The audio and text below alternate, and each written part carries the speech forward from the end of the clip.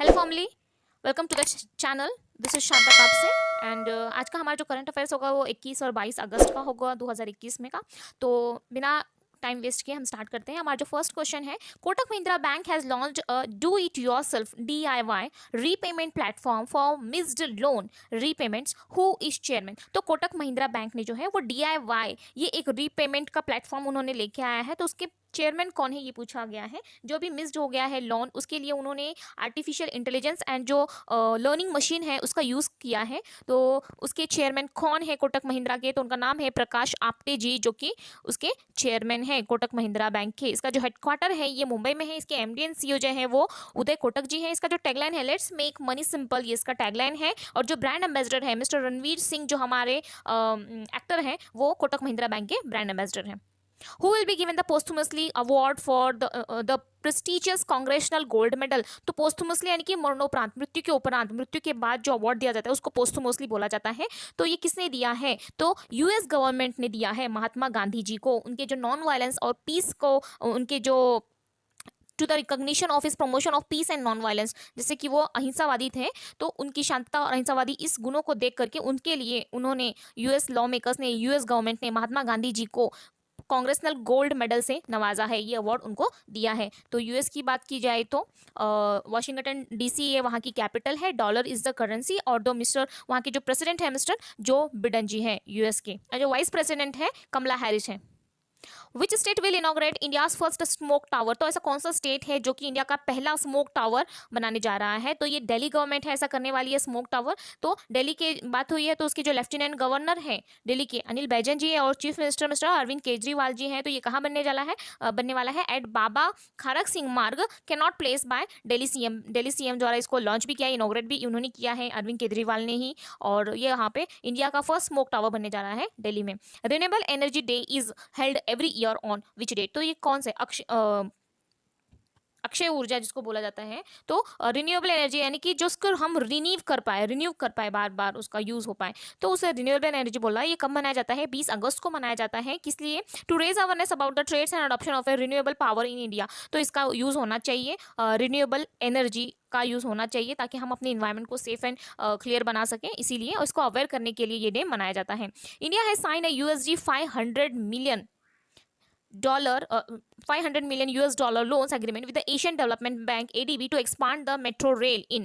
तो ये जो मेट्रो रेल बनने जा रहा है तो वो कहाँ पे बनने जा रहा है, तो बेंगलुरु में ये मेट्रो रेल का कंस्ट्रक्शन, वहाँ का उसका काम चल रहा है। बेंगलुरु में मेट्रो रेल बन रही है, तो उसके लिए ADB ने $500 million की मदद की है इंडिया को। तो ADB की बात की गई है, तो एशियन डेवलपमेंट बैंक उसका फुल फॉर्म होता है। इसका जो हेडक्वार्टर है मनीला फिलीपींस में होता है। इसकी ओवरऑल जो मेंबर कंट्रीज है वो टोटल 68 मेंबर कंट्रीज हैं। इसके प्रेसिडेंट जो है मिस्टर मसात्सुगो अस्कावा जी है, जो कि जापान से बिलोंग करते हैं। और ये फाउंड हुआ था 19 दिसंबर 1966, 19 दिसंबर 1966 में ADB को फाउंड किया गया था। और बेंगलुरु, जो कि आपको पता है कि Bengaluru is the capital of Karnataka, जो कि प्राइम मिनिस्टर है वहाँ के मिस्टर BS येदुरप्पा जी हैं, और जो गवर्नर है थवरचंद गहलोत जी हैं। पहले वाजूभाई वाला थे, उनको चेंज कर दिया गया है। अभी जो कैबिनेट रीसफल हुआ है उसके अंदर थवरचंद गहलोत जी को गवर्नर बना दिया गया है कर्नाटका का।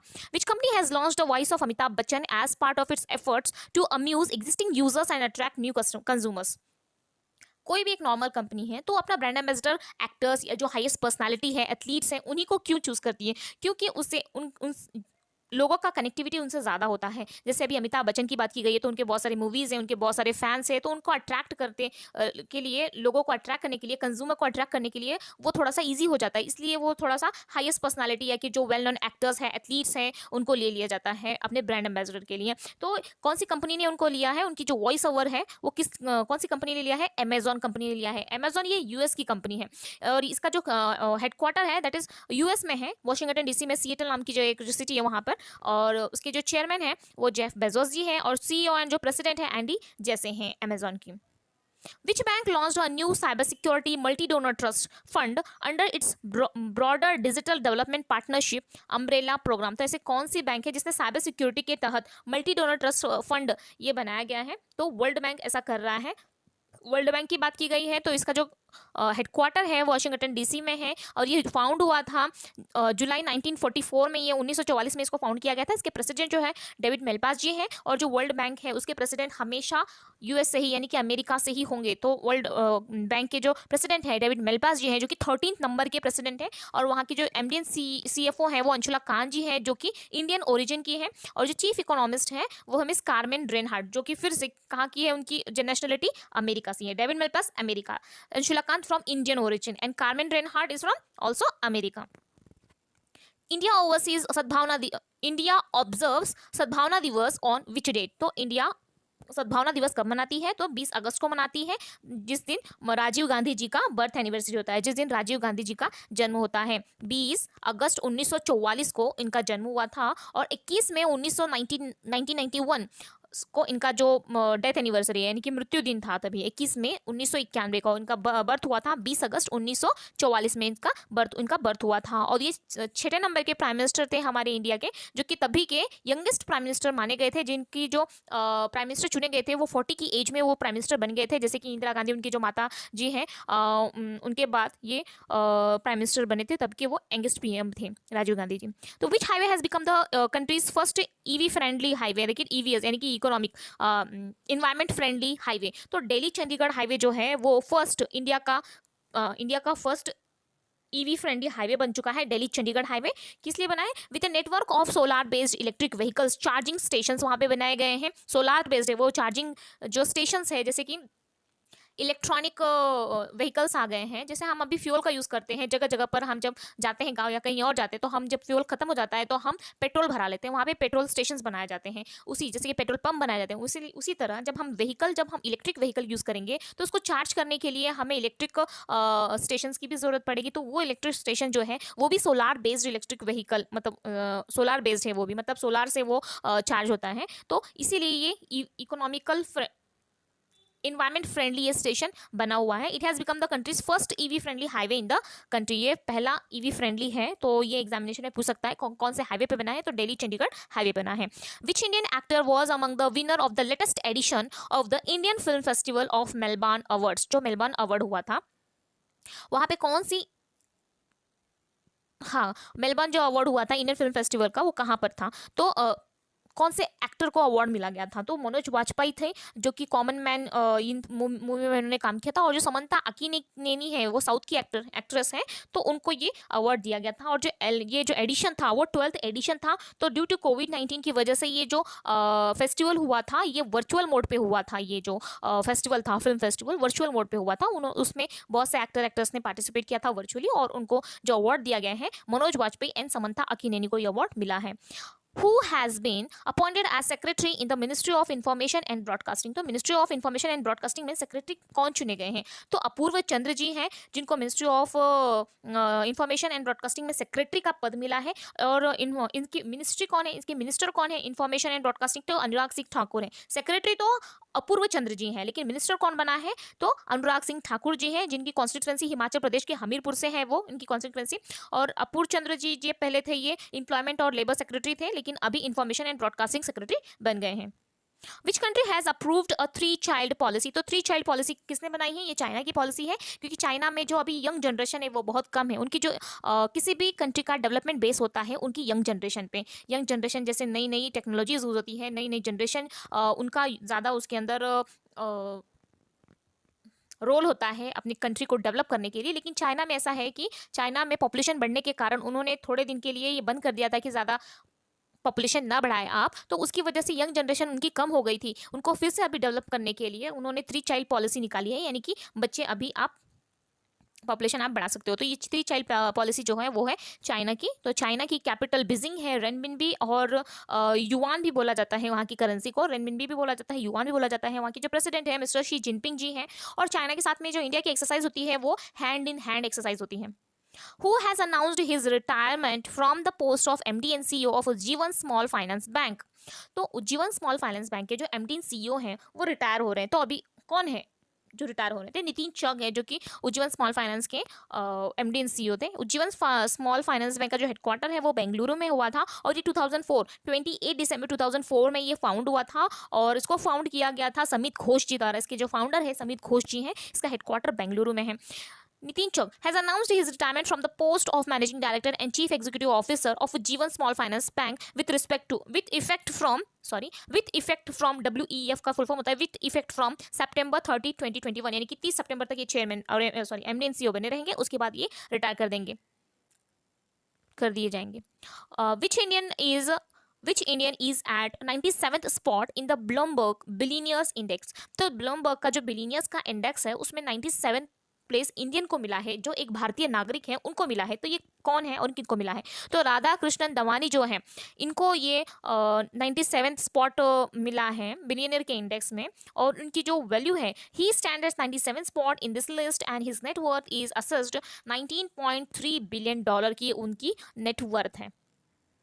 O.M. Nambiar who passed away recently belong to which profession? जो O.M. नाम्बियार है उनका देहांत हो गया है अभी, तो वो कौन से प्रोफेशन से है? तो ये एक एथलेटिक्स कोच है। जो पीटी उषा है हमारी athletics, O.M. Nambiar who nurtures one of the India's greatest track and field star PT Usha died due to an age related illness. He was 89। तो 89 की एज में उनका देहांत हो गया है और उनके कोच, वो जो एक कोच थे, एथलेटिक्स कोच थे, उन्होंने कोच किया था जो हमारी पीटी उषा है एथलीट, उनको कोच किया था O.M. Nambiar. Who has been selected as a panelist on the MSI Fellowship Virtual Panel of NASA? तो नासा के पैनल में किसको सिलेक्ट किया गया है? तो दीक्षा शिंदे है जो कि औरंगाबाद महाराष्ट्र से है। महाराष्ट्र की दीक्षा शिंदे जो कि 14 इयर्स की है, उनको सिलेक्ट किया गया है नासा के पैनल के लिए। तो महाराष्ट्र की बात की गई है तो महाराष्ट्र के जो चीफ मिनिस्टर है मिस्टर उद्धव ठाकरे जी हैं, उसकी कैपिटल मुंबई है। Mumbai is the capital of Maharashtra. Chief minister Uddhav Thackeray ji हैं। World senior citizen day is found globally on. तो वर्ल्ड सीनियर सिटीजन डे ये कब मनाया जाता है? तो अगस्त 21 को वर्ल्ड सीनियर सिटीजन डे मनाया जाता है। The day is celebrated to raise cognizance about problems affecting older people such as deterioration with age and the abuse of the elderly and support honour. तो जब आपका एज हो जाता है तो आपको कौन सी समस्याओं का सामना करना पड़ता है, उनको डेडिकेट करते हुए, उनकी प्रॉब्लम्स को अफेक्ट करते हुए, उनकी प्रॉब्लम को पॉइंट आउट करते हुए उनके सपोर्ट में वर्ल्ड सीनियर सिटीजन डे ये मनाया जाता है globally on August 21। The government of India has allowed women to sit in which exam recently for the first time in India. तो भारत में पहली बार लेडीज को, वुमन को ये अलाउ किया गया है कि वो उस एग्जामिनेशन को दे सकती हैं। तो कौन सा एग्जाम है वो? National defence academy, that is NDA। The International Day of Remembrance and Tribute to the Victims of Terrorism is being observed on which date? तो 21 अगस्त को ग्लोबल सीनियर सिटीजन डे मनाया जाता है 21 अगस्त को। और international day of remembrance and tribute to victims of terrorism, जो टेररिज्म की वजह से जो विक्टिम्स हैं, जो पीड़ित हैं, उनकी याद में भी ये दिन मनाया जाता है 21 अगस्त को।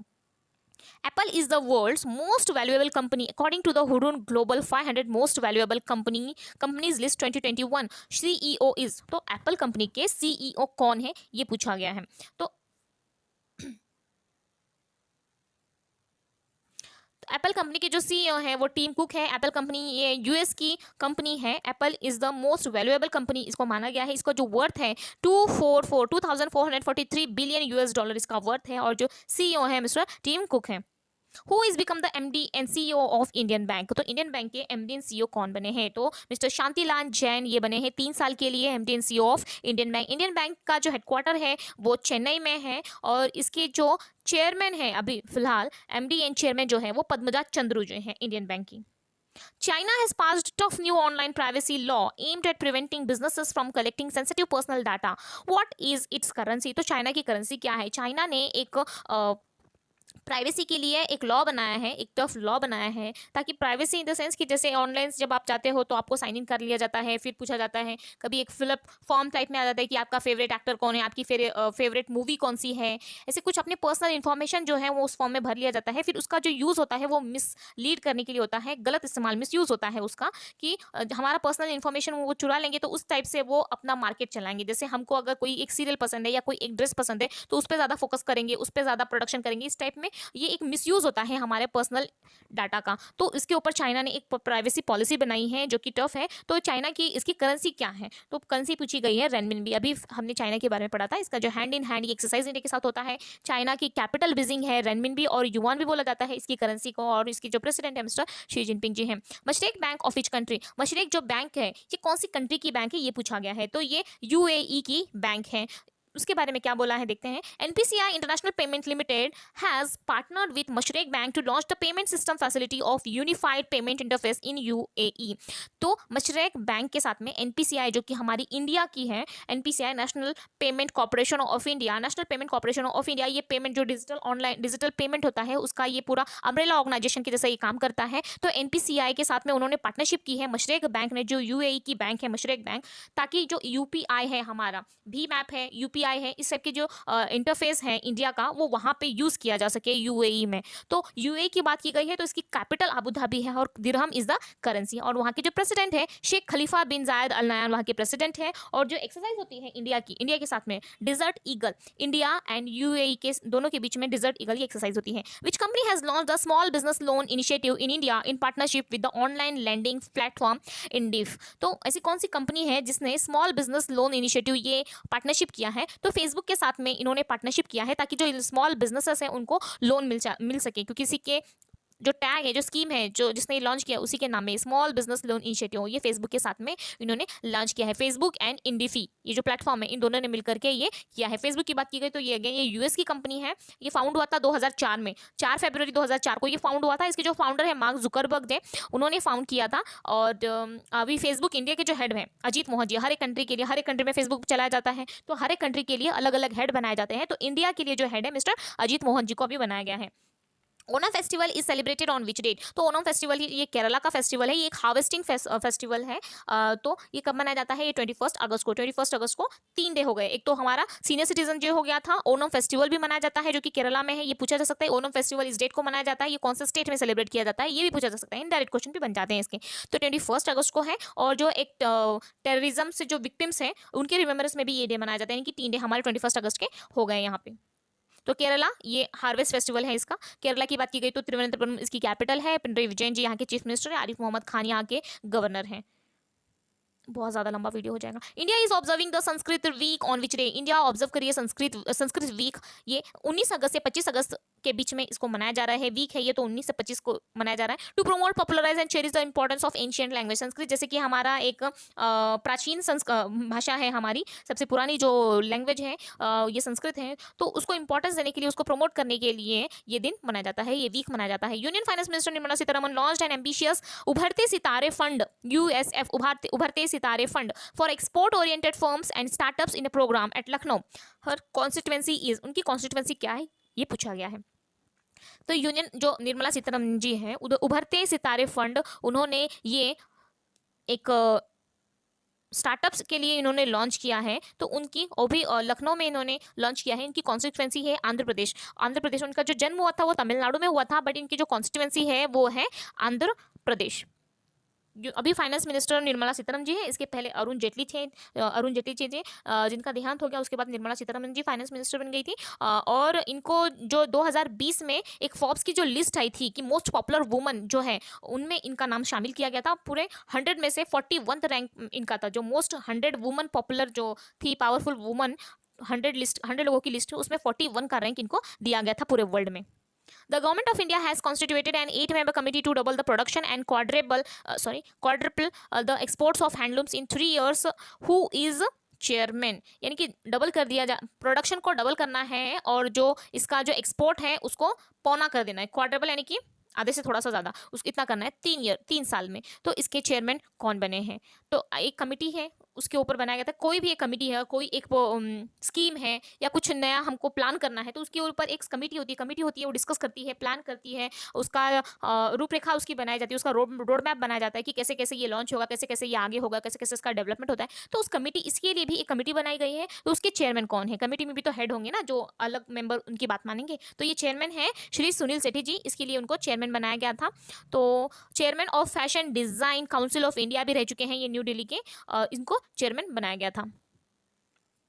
Exim Bank has extended soft loan with USD to 10.73 million US dollar on behalf of the Indian government to which country? तो Exim Bank ये लोन देने वाली है सॉफ्ट लैंड 210.73 मिलियन डॉलर का गिनी को देने वाली है ऑन बिहाफ ऑफ इंडिया की तरफ से देने वाली है Exim Bank to support various project in African country. तो गिनी में जो भी प्रोजेक्ट हैं उनको सपोर्ट करने के लिए ये पैसा देने वाली है। तो गिनी की बात की गई है, तो कोनाक्री इसका कैपिटल है और गिनी फ्रैंक जो है इसकी करेंसी है।